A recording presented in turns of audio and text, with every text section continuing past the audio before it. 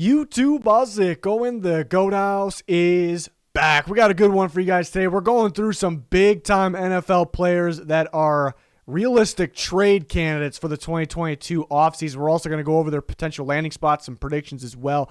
There's actually two of these guys in this video that a lot of people think are realistic trade candidates that I don't think are that realistic. We'll go over those guys first, then over the realistic candidates. I think all this madness is right around the corner. I mean, we got free agency in a month, so I cannot wait. It's going to start heating up. We have live updates on our Twitter, and no one covers the NFL offseason like the Goat House here on YouTube. So join us, like, subscribe, turn notifications on. Patreon has some extra bonus content. Twitter, again, check that out. Link down below, pinned in the comments section for anything that you need. We already got a bunch of videos up, so really excited about this video. A lot of big-time candidates, some star players to go over. This is our Patreon page, link down below. Again, some extra content. You sign up, you get all of this, and there's more to come. I got my free agency rankings, got top 40 right now, going to add more, and I got some predictions with it, kind of go got where they're landing, and then kind of that next option where they can land. Coach hire grades, live cap space updates with potential player cuts, projections, cap space savings. There's a lot going on there, so check it out. Let's start with I got two guys that a lot of people want to talk about that think they're realistic candidates that I don't think they're realistic anymore, but people will still talk about them. People want to know about them, so we're going to discuss them. Let's start with those two guys. First one's Kyler Murray here, who's kind of being brought up a little bit. Obviously, maybe the Cardinals not too happy with him. Maybe he's not too happy with the Cardinals. That's why it's kind of being brought up. I think kind of big picture, what people are missing out is more so the money. Probably due for an extension soon, and that's actually something that I'm interested in watching. Because I don't think he's traded right now. Again, you see my prediction at the bottom. He's back with the Cardinals. No trade. I think it's a long shot. But, yeah, the extension, how much money does he get? I think the two sides might be already starting to kind of talk about that, and maybe not close on that. Maybe he has to prove a lot more. I mean, he does. And you talk about the system of Cliff Kingsbury. A lot of people rip Kingsbury. Maybe his decision-making, situational decision-making down the stretch of the season isn't the best, but he has that system. I think it's more so Kyler Murray fits his system rather than the system fits Kyler Murray. You know, they both apply, but I think the system in Arizona is actually number one. You know, I think without the system, there's some problems there. So that is kind of what's interesting and what's worth watching here. But, I mean, there's a load of teams that could be interested, and why? Because he's kind of he's experienced, solid quarterback, has big playability, he's young, has upside, and it's the big thing, it's kind of a cheap contract right now, so it'd be worth it for teams to gamble. Wouldn't be as much of a gamble, but I really don't see a trade happening. I guess it kind of brings up how many systems does he actually fit out there. Again, I think because the cheaper contract teams would be willing to gamble. Everyone's dream is to find a quarterback on that rookie deal, But I just really don't think a deal's going to happen there. Just some off-season drama, while it was kind of a little bit of a boring time of the year during the Super Bowl, other than for 30 fan bases, I guess. I don't think much of it. And another one here, I don't expect to be traded. And there's other guys we're going to talk about that I'm not predicting them to be traded, but they are realistic candidates. But Michael Thomas, and this was kind of cleared up recently. It was kind of reports that he won't be traded. And that's really, it has to do with the Saints really don't want to move on from him because he's a very good receiver. He's been a big piece to them when they've been very solid.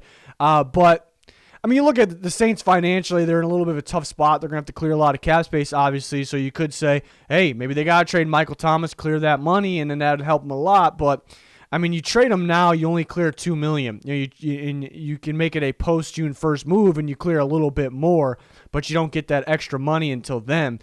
So it doesn't make a whole lot of sense. The Saints got to clear that $75 million or so to get to even. Is $2 million of Michael Thomas really worth it?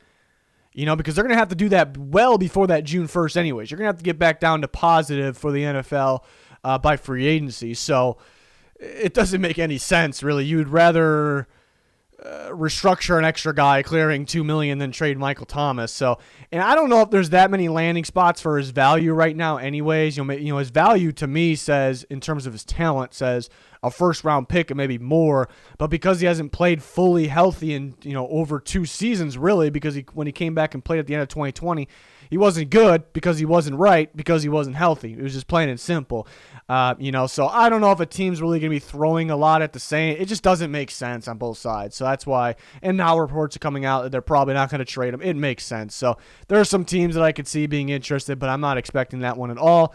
Now we go on to the ones that I think are realistic. but not all of them be traded, obviously. To want a receiver, this one I think is very realistic. I'm almost expecting a deal here, as you can see. And any type of prediction at this point, what is it, early February still? Maybe mid-February, what is it, the 16th? Any type of trade is a bold prediction here. So I got to get a little bold, but that's what we do here. But Calvin Ridley, we were talking about this months ago, actually, that he may not be happy there, and he could be dealt. He could want out, and he's on a contract year coming up, so there had to be an extension. Does he want an extension from Atlanta? So they would clear $11.11 million, so that's a pretty cheap deal, actually. Somebody could be playing on that. Having him play on that number is pretty damn good. The team acquiring him would also acquire that cap chart. It's pretty damn good. You're going to have to extend him, though. I think his value, again, I think his value might be a first-round pick talent-wise, but do the Falcons lose leverage? Is he demanding to be traded? What was the situation? Why did he just sit out, all that time, dealing with some things off the field? So I guess that brings his it definitely does. It brings his value down a little bit. So landing spots, teams that could afford him now at that $11.11 million, maybe teams that can create that kind of that space, that wiggle room, but teams that can extend him on maybe somewhat of a pricey deal. Who could do that in the future? Also, which teams need fit, basically, which teams need this type of outside receiver. So those are the teams I came up with that makes sense to me. And I'm, any type of prediction at this point is bold, but I'm predicting Miami. He's from that area, Fort Lauderdale. I think that makes sense to me, being kind of close to home. Could that be a situation? I mean, he's coming from Atlanta. It's tricky, too, trying to figure out teams that he would actually play for. He doesn't want to play for the Falcons, so will he want to play for some of these other teams that aren't the best right now? But I don't know, because Atlanta's not – I don't think that's the problem, because Atlanta's a pretty solid team. They're going to pass – I mean, I know they missed out in the playoffs. They've been a little disappointing, but, I mean, they're going to pass the ball. I'm sure he has no problem with Matt Ryan. So I don't know if the talent level is what he's looking for. I know he probably doesn't want to run first team. That would make sense. But again, kind of going back home to Miami and the Dolphins looking to find an outside receiver to pair with Jalen Waddle, who is inside and outside receiver. I really like him in the slot. I like him all over, but it just makes sense to me, and their thing is, and we'll talk about Deshaun Watson. They very well could still be on Deshaun Watson. When teams, every single offseason, teams start the offseason saying, hey, Tua's our guy. And you got the Eagles, hey, Jalen Hurts our guy. The Giants, Daniel Jones our guy. This happens every offseason with different teams. And sometimes they're for real. They're telling the truth. Sometimes they're not. It's a little bit of smoke. And sometimes they may have done their homework on other quarterbacks, but it turns out they stuck with that guy. So everyone's like, they're for real. They weren't lying, but nobody really knows, But it does sound like they want to build around Tua. We'll see if that's actually the case. I'm not saying that's 100%, but this would be a great way to do that. Pair a guy like Calvin Ridley with Jalen Waddle and Tua Tagovailoa. So a second-round pick this year and a sixth-round pick next year, which the Dolphins have two of those picks, made sense to me. Again, the leverage of the Falcons and maybe Ridley's value dropped a little bit. So, I really like the Dolphins. I really like the Dolphins for him. Makes sense to me. Again, we talked about him kind of going closer to home. Maybe Jacksonville kind of makes sense too. But could Jacksonville be looking for more of that slot receiver? It's kind of a question. It's kind of up in the air though. But this is a guy who knows. Maybe they can. We really don't know fully what the problem is. Maybe if the Falcons put a sizable extension out there and he's been like, okay, let's make this work, and then maybe he stays. But I kind of get the feeling the last month or so that he really wants out. So that's pretty damn interesting. Something to monitor here as we're a month out here for all this stuff happening here. So we'll see. Amari Cooper's an interesting one. He's been brought up a little bit with the Cowboys. This is very intriguing what the Cowboys' angle is going to be. Something I'm looking forward to, and that is starts with they have negative cap space. They're pretty low on cap space. Obviously, they're going to have to clear space. They don't have a lot of obvious ways, and usually those obvious ways are cuts. Guys that, yes, we can cut him. We're going to clear a lot of money. They don't really have those things. Things being brought up about DeMarcus Lawrence. Could they ask him to take a pay cut? Could they cut him? I don't know if I see that. I don't think they'll be able to trade him because I don't think teams want that cap hit, but that would be interesting. But it's kind of the same story across the Cowboys roster and situation here, and you look at a guy like Amari Cooper. They have Amari Cooper under contract, and they have and they have CeeDee Lamb. CeeDee Lamb's their guy, and they have Michael Gallup, who is a free agent. If they lose Michael Gallup, they're not going to trade Amari Cooper because they go from one of the best receiver units to maybe one of the worst receiver units. They don't want to do that, But could they try to trade Amari Cooper, then re-sign Michael Gallup for cheaper. And it's kind of, like I said, it's kind of the same storyline across the roster. You start to realize tight end position, they have Jarwin. Do they maybe want to move on from him because he hasn't been productive for them? And Schultz is the guy, and they bring back Dalton Schultz, you know? Do they have to choose one or the other because they're tight end cap space? And you look at DeMarcus Lawrence, under contract, was injured last year, has had some injury concern. Some guaranteed money coming up if they don't move on from him. And they have Randy Gregory's a free agent. So who do they choose? The guys that are currently on the roster, the guys who aren't, that they maybe can get back for cheaper if they trade some of these other guys or release some of these other guys? Are they going to mix and match? It's going to be interesting because they got to clear some space. But $16 million is a lot they can clear. The team acquiring him would acquire a cap charge over $20 million, and he's got a pretty...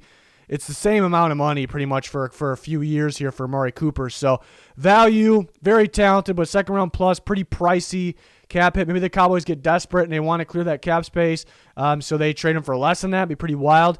So the landing spots are teams that can use an outside receiver and teams that can afford the pretty beefy cap hit now and in the future. The Raiders, it's weird because the Raiders kind of make the most sense because they have a ton of future cap. They need an outside receiver, but they traded him away. It's a totally different staff in there, though. That would be interesting. That would be pretty damn interesting.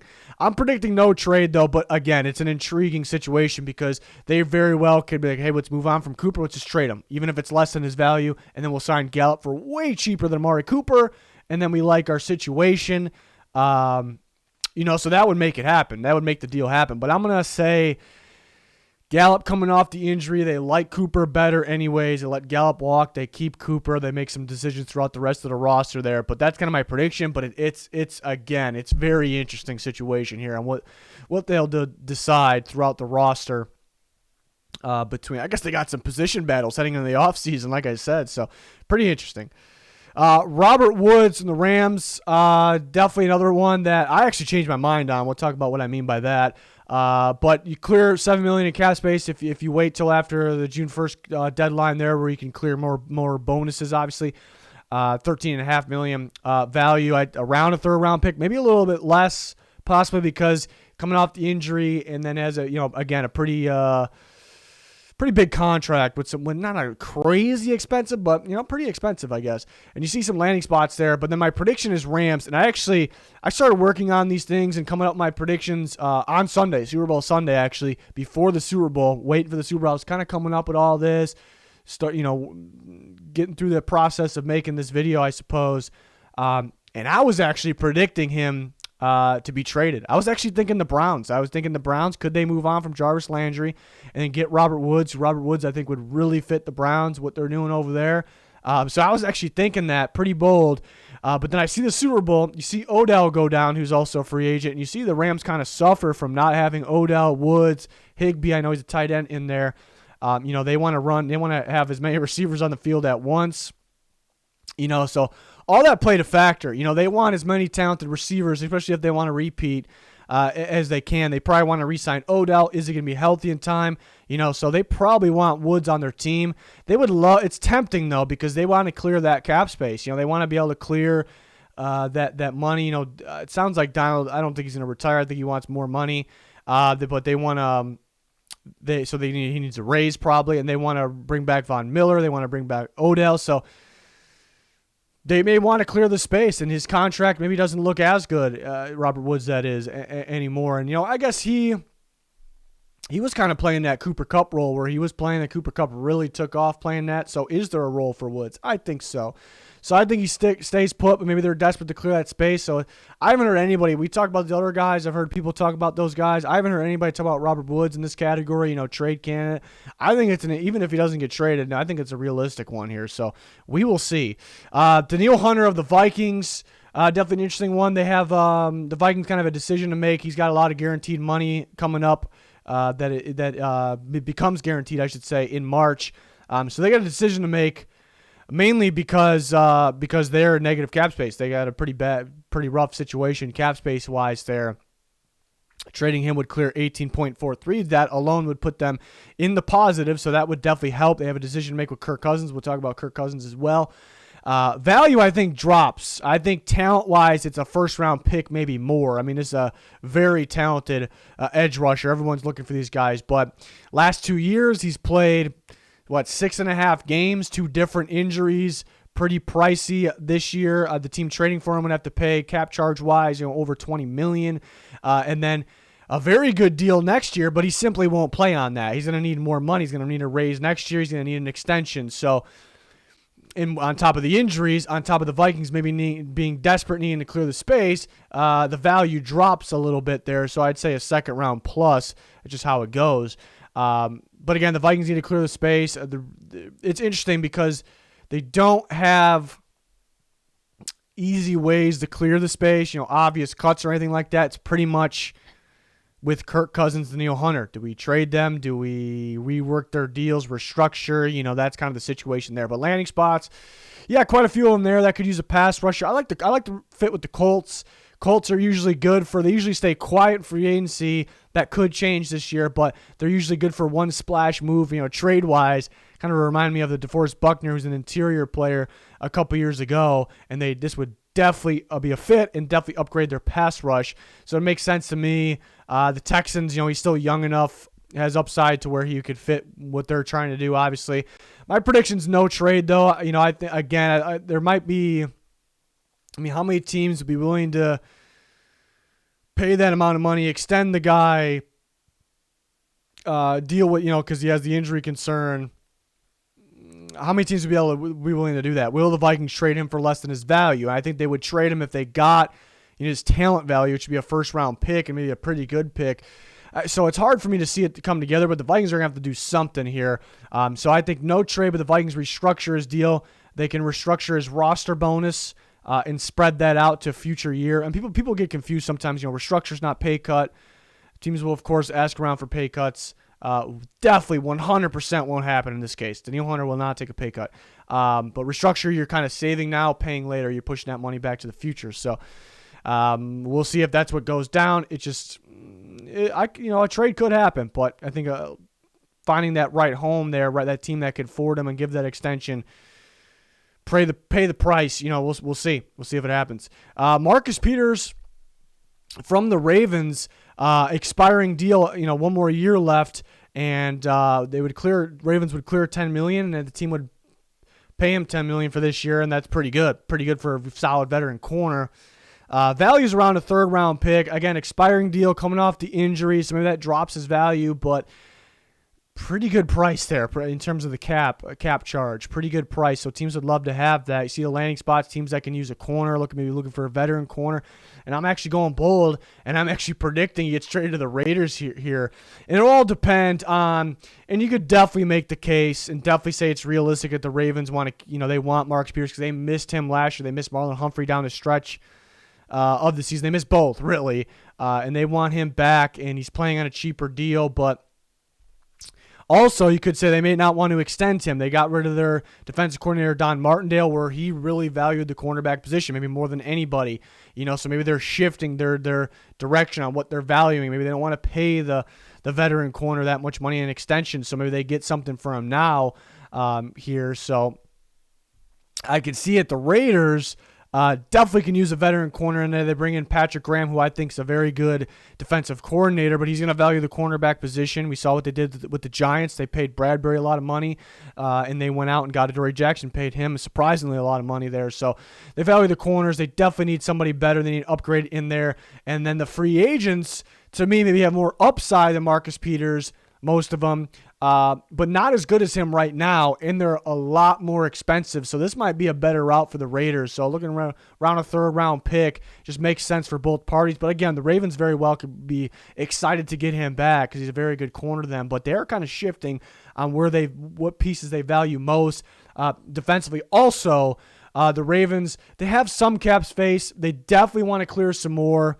because they want to go from a great team to a championship team, obviously, and they want to, they got free agents on the D line, and maybe want to focus on offensive line, Focus on safety, coverage safeties for a change. So they may want to clear this space. So we'll see. It's definitely one that I could see happening.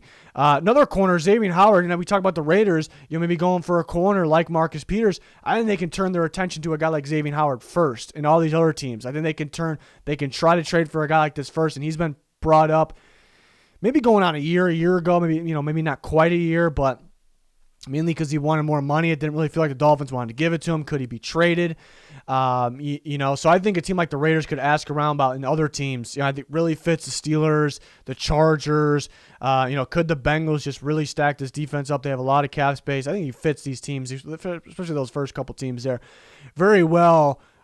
Second round plus value, maybe even like second and fourth. Very valuable corner here. But I think no deal. I think the Dolphins end up giving him his money because he keeps proving his worth. He keeps proving his talent level. They give him more money. I think he's owed more money here. Pretty good deal he's on right now. They have a lot of cap space to give him a little bit more money and make some moves.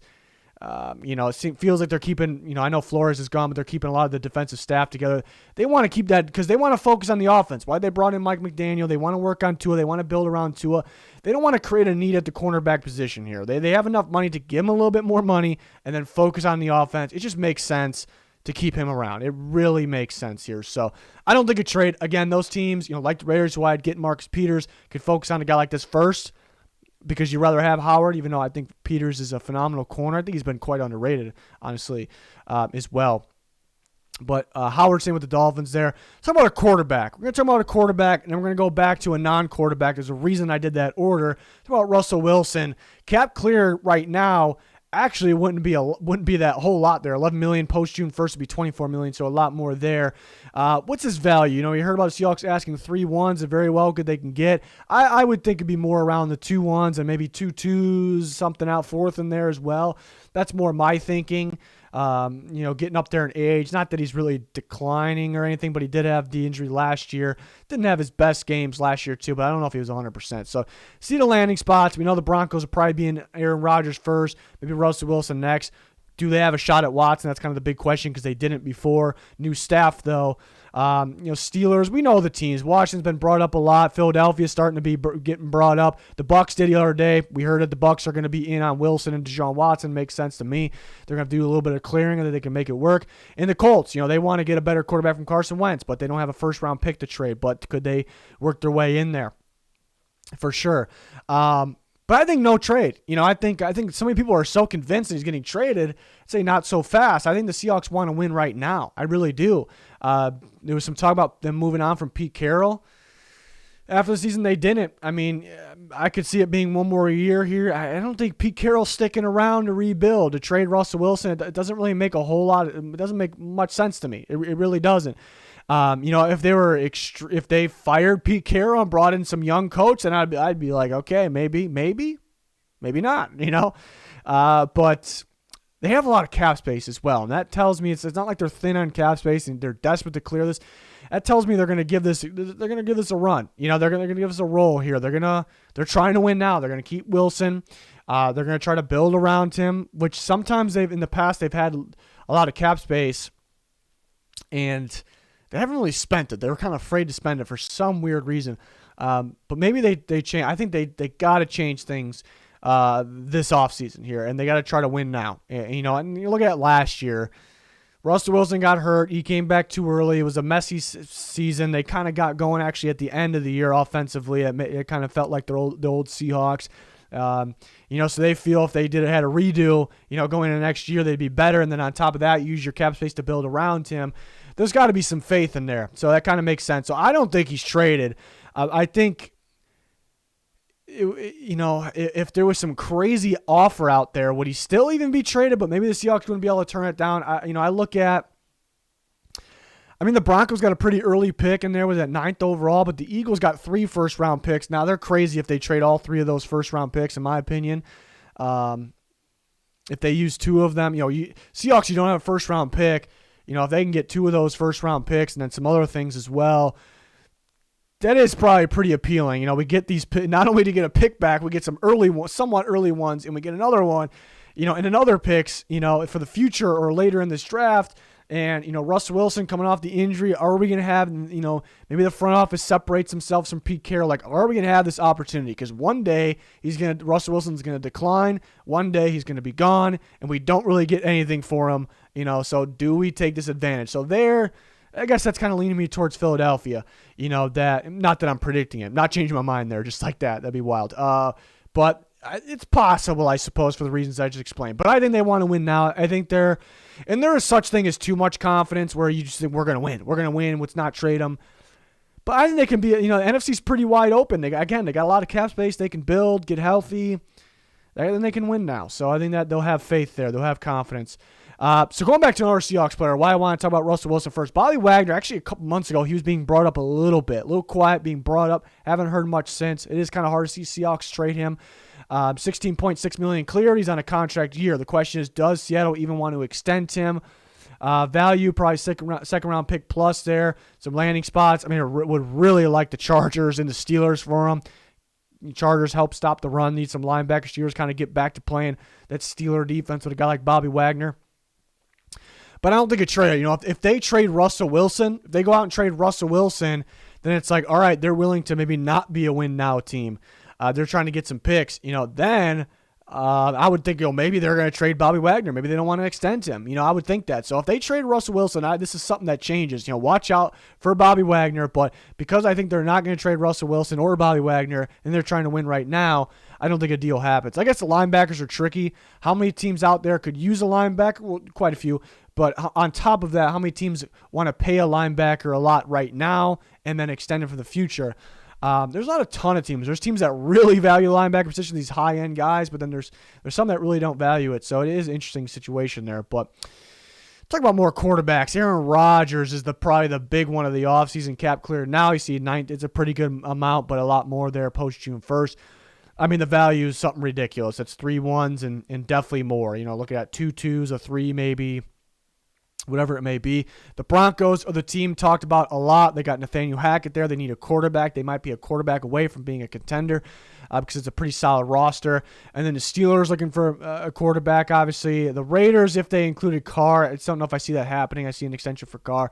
The Bucks, with the Packers traded the Bucks, and the Colts would be great with Aaron Rodgers. They don't have that first-round pick, though, which could hold them back. But I'm predicting no trade. I definitely think the Broncos are realistic. I think I wouldn't be, if he got traded to the Broncos, it'd be wild because it's a major move, but it wouldn't be like a surprise. Like, oh my God, he got really? Like, I think it's possible. I think it's possible there. But I'm predicting no trade. And I'm predicting an extension here, which could help the Packers actually clear some money this year because they have negative. They're far in the negative of $51 million. But you extend him and you kind of spread that money out, push some money back from this year. And the Packers, bad cap space situation now, but people don't realize they actually have cap space in the future. That they actually have some. So they could definitely make it work. There's some people that just don't think they can make it work. They can make it work. It's pretty routine stuff. Actually, it's not easy, but it's nothing crazy out there. But the main reason why I think he stays, I still think he could want to move on. Like in his mind, he can be like, man, I still want to get out of here. We can't really win. I want to have a little more control over the front office, the decisions, I suppose. But is there that situation? Is it available to him? Like, are these teams like, I think he only wants to move on if it's like, yes, if I'm on that team, we are way better than the Packers. It's a way better situation. I don't know if that exists right now. I don't think that really exists. So, and it might, the Broncos will be pretty damn good. You do play the Chiefs, Chargers, Raiders twice a year. You could be and they're going to be a damn good team if they have Rodgers, but you could be a damn good team and finish second, third, whatever in that division. And the AFC is a lot tougher than the NFC right now, especially where things are heading. So I don't know if there's there's a situation where he's like, yes, that is where I want to go. I love it. It's way better than the Packers right now. I don't know if that exists. So that's why I'm kind of going back to the Packers. And the Packers might present this offer that he's like, do I go gamble elsewhere or do I take that pile of money right there? It'd be pretty tough to turn down. So we'll see what happens here, but his decision is becoming soon. He's kind of making his guess a little bit, but yeah, I kind of circle back though. What he made him do to the contract. Remember they reworked his contract last offseason. It just, what that says is He's very tradable now after this year, which was this past year. So now, so that makes it seem like it's got to happen, right? And then Nathaniel Hackett with the Broncos. So there's that part of me that thinks, maybe it's happening there, but we will see. That's my prediction for right now, and that leads us to Jimmy Garoppolo. And maybe I got a little bit bold here. Not really my prediction on where he goes, but what happens, because there's a lot of people that really, he's getting traded. He's getting traded, and I definitely could be wrong. He definitely, and I'm not saying no, he's not getting traded. He very well could be traded. That cap cleared, $25.55 million, is the same price team will pay cap charge-wise if they trade for Jimmy Garoppolo. Keep that in mind. That same amount cleared for the 49ers is the same amount cleared if they cut him. The value is tricky to figure out, very tricky to figure out here for me. I'm usually pretty good at that, but it's a tricky one. Landing spots, you see a lot of teams, some of those maybe more so if he gets cut. A lot of teams that could use a quarterback and don't want to pay that crazy price draft pick-wise and money-wise, even though 25.55 is a lot. But why? And you see my prediction. First part is 49ers cut Jimmy Garoppolo. And again, I could be wrong. He could be traded. But why? Why? I guess it's more of my thoughts. I wouldn't trade for Garoppolo, and I honestly think Garoppolo might be underrated. So I'm not saying I wouldn't trade for Garoppolo because I think he's bad. There's a lot of people that rip him. I think he's bad. Don't want him as a quarterback on this team. That's not really the case. It's more so. At the same time, I think he's underrated. I think he's decent. He's proven some games. What is he going to do for you? 49ers there's multiple reasons, but 49ers had some elite rosters, and they couldn't get over the hump. They couldn't get the job done. So what is he going to do for you? Yeah, he might make you better. You can go win a Super Bowl. That's what everyone's trying to do here. That's one. Number two, is he worth the $25.55 million? Paying him, having to extend him, trading a draft pick away, is that worth it? What is he going to do for you? Again, he might make you. He's probably going to make you better, but. And then the big one here is the 49ers eventually may have to cut this guy anyways. They may have to, unless they just want to run it back with Garoppolo. But it really feels like Trey Lance time. And they have a little bit of cap space, somewhere in that $3 to $6 million range right now. They want to re-sign Laken Tomlinson, some other guys there. As well. That's kind of the big one in my opinion. They also want to get better. They also want to build around the second year but first year starting Trey Lance. They want to get better, and they can't really do that right now with their cap space, but 25.55 goes a long way. That helps you. That helps you a lot. So they may get to that point, and again, there's a lot of guys where you cut them, you don't save that full price, but the 49ers, they save the full thing. So they may get to the point where teams are like, we don't want to offer that. Let's wait to see if they cut him. And the 49ers get to that point like, we got to cut him. We need the space. Here's free agency. We got to be that championship team right now, even with the first year starting quarterback. So that's kind of my thinking. Why would a team trade for him for all those reasons? But some team may just get really desperate. There's a lot of teams that aren't too smart. I mean, we see it every offseason. We see trades happen, and the ones last year, Darnold, Wentz, I graded them poorly. We were pretty damn accurate on that, on those. So we see teams make interesting decisions, to say the least. They're interesting. The team may say, hey, if he gets cut, I don't think we're going to get him. I've never been a fan of that, though. If he gets cut, he's going to choose to go somewhere else. Do you really want the guy? But some teams may look at it like that. But I think he gets cut for the reasons I explained. And then the Broncos, my prediction of them not getting Aaron Rodgers. Watson may still not, he could be now, but he may still not be interested in the Broncos. Watson, that is. I don't think Russell Wilson's going to get traded. So that leaves you with Jimmy Garoppolo, who I think is a pretty good fit. And if Jimmy Garoppolo is a free agent and he gets to choose, new coaching staff that looks pretty good there.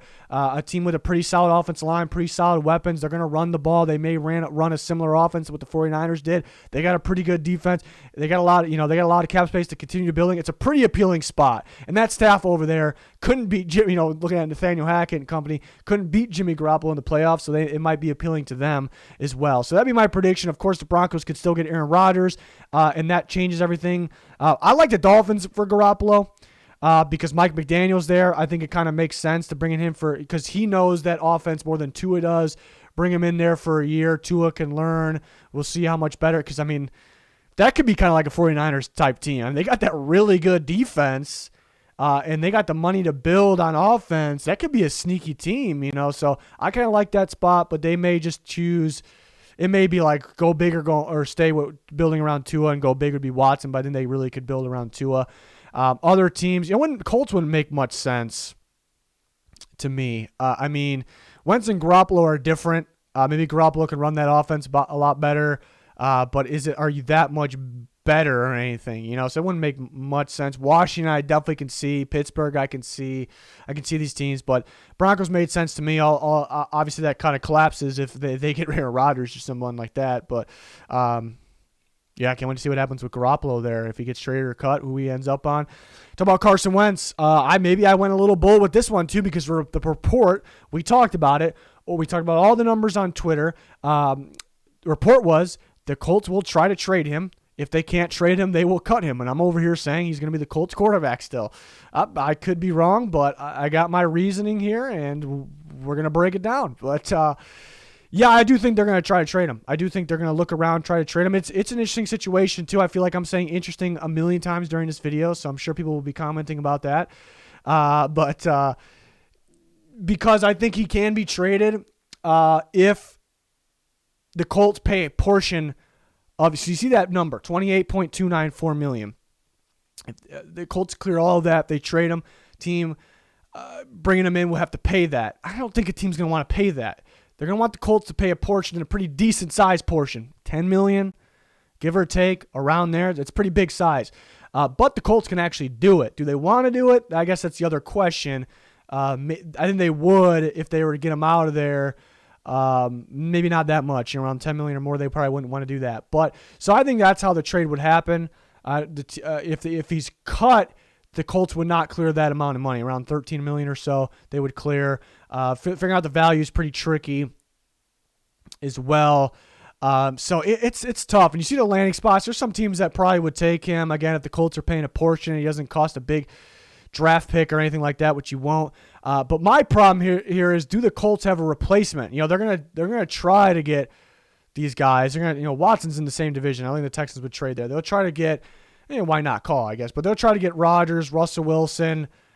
My thing is, will those guys stay? They'd rather stay put. Will they choose another landing spot? But the team trading those guys, they're probably going to choose a different spot because the Colts don't have a first-round pick to trade right now on top of it. So that's the tough part. So do the Colts have a replacement?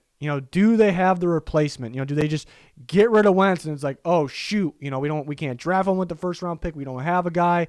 Maybe they sign a free agent that's more of a take care of the ball a little better, like, I don't know, Teddy Bridgewater, Marcus Mariota, someone like that. Maybe they just rather do that. Who knows? But I think they can run it back, and they can run it back another year with Carson Wentz here. They may try. I don't think they outright cut him unless they have the replacement lined up. It's just hard for me to see that having that replacement lined up. So that's my prediction. If they cut him or traded him for nothing and paid a portion, that trade's gonna look. It's gonna be the worst trade in NFL history. It already looks really bad, but I don't know if it's over just like that. Maybe they want it to be, but you can't snap your finger and have that replacement lined up. So the replacement is the key here. Do they have that guy? Do they have that lined up? Maybe they do. Maybe they want Garoppolo. I see the landing spots. I put a bold one in there, a little bit of a dark horse. The Giants. I can see Wentz fitting Daboll's system. Maybe they just rather run it with Daniel Jones. Again, it's kind of just a dark horse team there. But they would need the Colts to pay a portion too. But other teams you see there, it's gonna be fun to watch how this unfolds. But we will see. On to Deshaun Watson, which we heard some things over the weekend that the Buccaneers will be in on Deshaun Watson, and this morning we actually heard that Deshaun Watson would like to play for the Buccaneers or the Vikings. Was not expecting the Vikings to be in there, but they get that new coaching staff centered around passing the ball. They do have the weapons. The offensive line is getting better, so I guess it kind of makes sense there. But you see other teams. Miami was in on. They were very close. Not only were they in on Deshaun Watson, they were very close. The Steelers at one point, I really felt like he's going to end up on the Steelers, but it sure sounds like they want to focus on several different positions. They may want to draft a guy. It's hard for me to see Mike Tomlin dealing with a rookie, but I suppose the Panthers were once a very, very strong landing spot. Are they still? Will he want to play for them? It's a little messy. They got weapons. They got a good defense, a bad offensive line. People question the coaching, so maybe he doesn't want to play there. Washington, does he want to play for that ownership? That's the question. That's a pretty good roster. I think it's a better roster than people realize. The Broncos, he said last year he wouldn't play for the Broncos. It's a new staff. I think it's a pretty talented team. Has that changed? Philadelphia, last year he said he didn't want to play for the Eagles. They surprisingly made the playoffs. They got a pretty good team. Has it changed? So there's a lot of question marks. Has things changed down there? Will he play for these teams? Right now, it only sounds like it's Tampa, Minnesota, maybe still Miami if they're still in on him. I'm predicting the Buccaneers, and this is, I think people are going to get upset if this happens but it's not really Watson's fault, Texans' fault for adding the no trade clause on his contract, and maybe that shouldn't exist, because with that, you basically can pick where you can go, and that's kind of my prediction here. It sounds like as of now, and we got to keep Miami in there because he already said he would play for them, but things have changed. It's a little messy now there with their situation too, but right now it feels like at this moment, things will change, but at this moment, and we can change our prediction at any time. We got a month to go here, but he may waive his no trade clause really for only maybe the Buccaneers and the Vikings. And you think the Buccaneers may be a little more appealing. They do have a load of free agents. And why I'm predicting the Buccaneers is because the Vikings things need to happen. And things need to happen for both. They both have tight cap space. The Vikings are actually negative. But the Vikings they would have to, that's what I'm getting to. They would have to trade Kirk Cousins in order for this to happen. Would the Texans take him? I'd say probably not. Would another team take him? Maybe. You got to find that team that would like Kirk Cousins, and then they would be able to pay $35 million. We're going to talk about Kirk Cousins next. They're kind of connected, so I save Cousins for last just because these are kind of connected. So some things need to happen. The Vikings, they clear $35 million if they move on from him, so that alone can help them afford Deshaun Watson, and they can work with Danielle Hunter, who we talked about his contract as well with the restructure. If the Vikings get that done, if all of a sudden the Vikings just trade Kirk Cousins, I'd say, okay, here comes Watson's coming. I'd say it's probably, and on top of that, the Vikings have a much better draft pick than the Buccaneers, so it'd be a little bit more appealing to the Texans as well. But just a lot has to happen. The Buccaneers are a little tight on cap space. They can restructure some deals, push some money back. The key free agents that they have, they're going to have to let some walk, but they're going to have the ones they have, they're going to have to backload their contracts, pretty doable. I'm going to predict the Buccaneers for right now, mainly because he could force his way there, a team like that. But I'm sure things will change. Will Miami get back involved? It just takes a second for that to happen. Is the Steelers in on a rookie quarterback? Is that smoke? Will he play for Carolina, Washington, Denver, or Philadelphia? If he wants to play for the Eagles, they have 3 first-round draft picks they can give the Texans, so it's done deal probably. The Panthers have a very early pick. The Broncos have a very early pick. Washington's pretty much the same boat as Minnesota. They're a little bit earlier in the first round. So it depends on which teams he will play for, which teams are actually alive, which teams have a shot, and then it'll look like Then it will come down to what offer will be best for the Texans. But he kind of could force his way to a spot. And right now, it kind of looks like Tampa Bay. Maybe the roster wouldn't be as good as what it was with Brady, but they can get some guys back. They can work around it. They'll find ways. They have positive cap space. There's some teams that are far in the negative, and it's just like impossible for those teams to make big moves. But so the Buccaneers really aren't there. Actually, they're gonna have to. It's not easy, but they're gonna have to work around it, but it could happen. It could happen. Then talking about Kirk Cousins, if Kirk Cousins does get traded, I'd say, okay, Watson's probably coming to the Vikings. It's probably happening there, but it does sound like Kevin O'Connell and company, they like Kirk Cousins. It sounds like he had a pretty damn good year last year. Play calling was pretty bad, and maybe and the offense did enough anyway. So if you get the right offensive system in there, then maybe they can be very dangerous. So maybe that's their logic, which kind of makes sense. But if you have an opportunity to get Watson, that's a different story. Cap clear if they trade me $35 million. Value's pretty tough. Who wants Kirk Cousins? And there's teams that do, but who can actually afford him? That's kind of their offseason maybe if they trade for Kirk Cousins. They want the Vikings to pay a portion. Can the Vikings pay a portion? So it's very tricky. Look at Denver.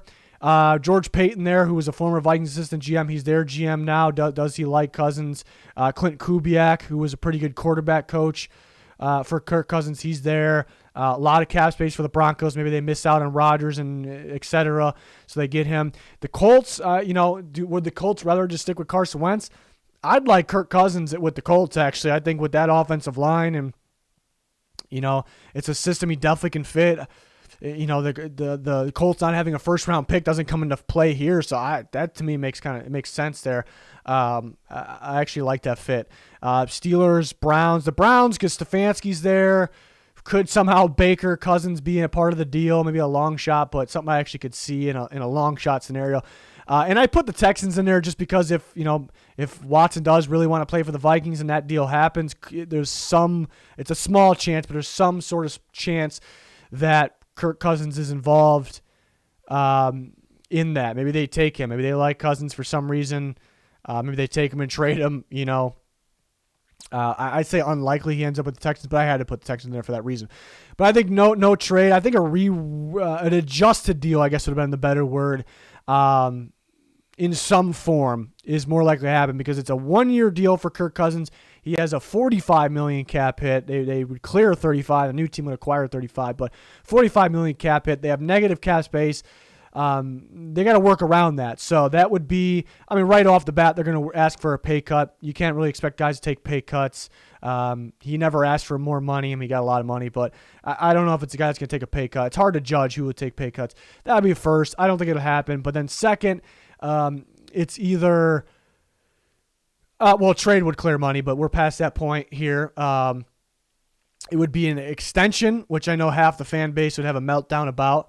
But it would be an extension, maybe 1 year or 2 year, mainly to spread out that money. Because when you extend the guy, it's pretty easy. It's straightforward to restructure the $45 million, not all of it, chunk of it, spread it out. We talked about the numbers on Twitter. We're always talking about those things. Spread it out a little bit because you can't do a simple restructure to a contract on a guy that has only 1 year left on his deal.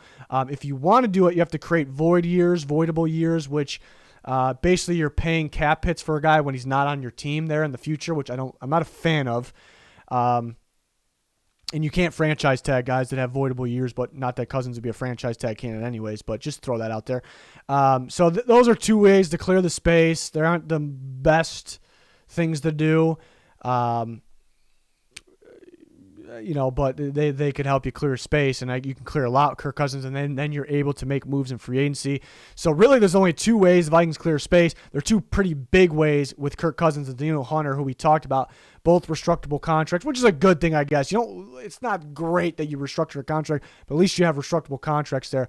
But again, if they feel like they're getting Deshaun Watson, then I think they move on from Kirk Cousins. That'd be the way they trade him. So everything we have heard, it just sounds like he's very likely to be their quarterback, and they really like him. And could that be smoke? What would be the reason that would be smoke? I don't know. But their minds can change on that.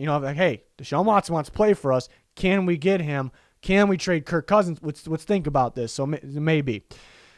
It's a crazy offseason, and it's technically the offseason, but it hasn't even started yet. So I cannot wait to see how this unfolds. We'll be talking about live updates, rumors, predictions, everything all day, every day on our Twitter. So check that out. Join us on there. Give us a follow on the channel. Full NFL offseason content. We already got a bunch of it out. So we grade every trades, free agency signings. So hopefully you can join us for that. Like, subscribe, turn notifications on. Important links pinned in the comments. That is going to do it for this one. Thanks for watching.